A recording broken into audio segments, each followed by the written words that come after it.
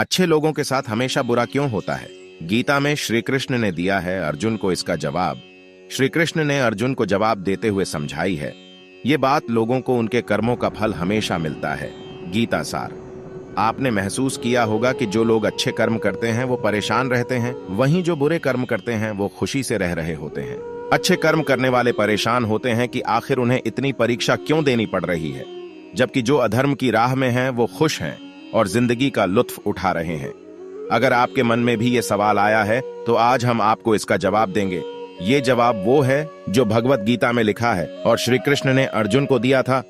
भगवत गीता में वर्णित कथा के अनुसार जब भी अर्जुन के मन में कोई दुविधा होती थी तो वो श्री कृष्ण के पास पहुंच जाते थे। एक बार की बात है, अर्जुन ने भगवान श्री कृष्ण के समीप आकर कहा कि वो दुविधा में हैं और इसका जवाब वो श्री कृष्ण से चाहते हैं।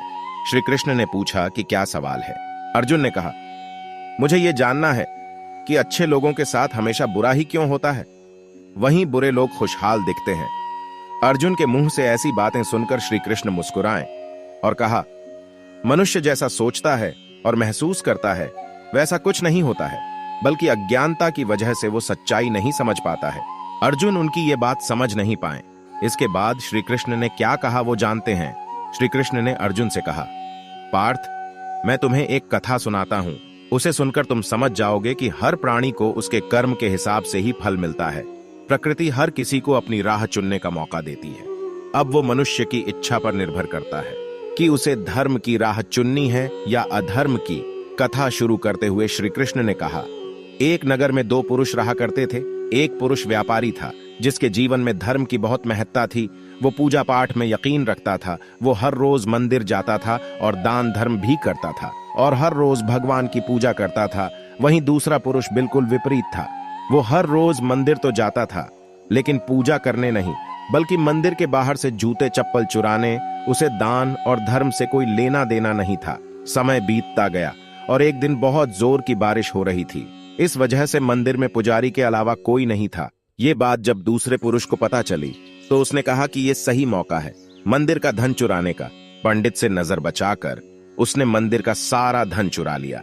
उसी समय धर्म कर्म में विश्वास रखने वाला व्यक्ति भी मंदिर पहुंचा। दुर्भाग्य से मंदिर के पुजारी ने उसे ही चोर समझ लिया और चिल्लाने लगे। वहां लोग एकत्र हो गए और उसे बहुत मारा।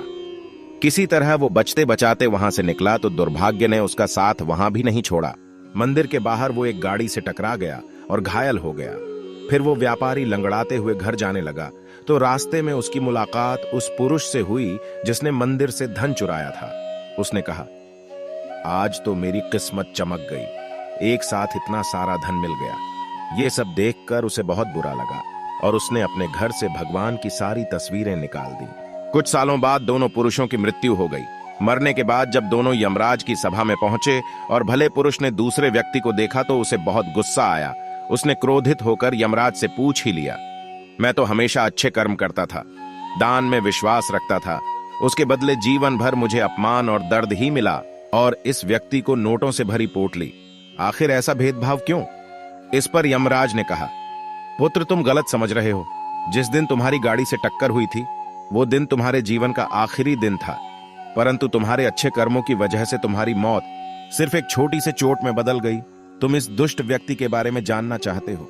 दरअसल इसके भाग्य में राजयोग था, मगर इसके कुकर्मों और अधर्म की वजह से वो सिर्फ एक छोटी सी धन की पोटली में बदल गया।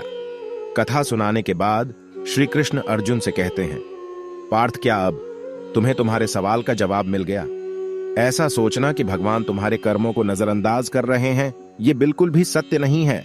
भगवान हमें कब क्या किस रूप में दे रहा है मनुष्य को समझ में नहीं आता है, मगर आप अच्छे कर्म करते रहें तो भगवान की कृपा हमेशा बनी रहती है। इसलिए अपने अच्छे कर्मों को बदलना नहीं चाहिए, क्योंकि उसका फल हमें इसी जीवन में मिलता है। इसलिए मनुष्य का फर्ज है कि वो हमेशा अच्छे कर्म करते रहें, क्योंकि श्री कृष्ण ने गीता में भी बताया है कि किसी के द्वारा किया गया कर्म बेकार नहीं जाता है, चाहे वो अच्छा हो या बुरा।